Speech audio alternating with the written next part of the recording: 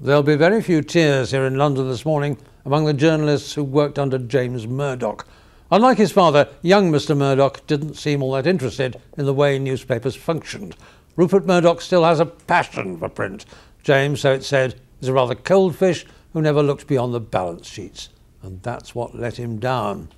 The Murdoch titles here, in particular the notorious Sunday tabloid The News of the World and its daily sister The Sun, may have made good money, but they also earned a grubby reputation.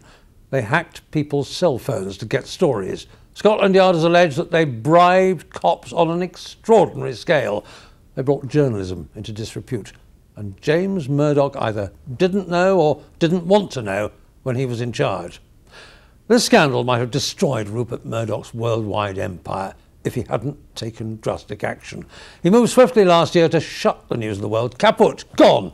Then, having loyally defended his top team, the old man began a process of ruthless internal reorganisation. It was perhaps a case of having to, because now the American authorities are investigating to see if any of your laws were broken too. So if Murdoch couldn't clean up the British newspapers that were giving his empire such a bad name, how on earth could he possibly face out the US Justice Department?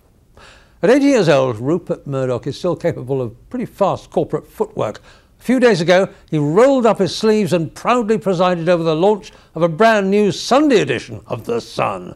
But events are now unpredictably moving and outpacing him. Day by day, new revelations pour out of an official British government inquiry into the way the press, and in particular the Murdoch-owned press, still operates.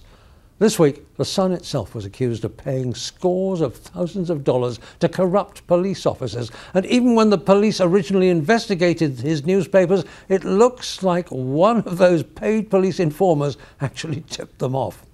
There are some inside Murdoch's American HQ who would much rather he got rid of his British newspapers altogether and concentrated on TV and movies. But for Rupert Murdoch, it's a matter of pride to rebuild his British empire. This time, it's personal. This is Ed Boyle for CBS News in London.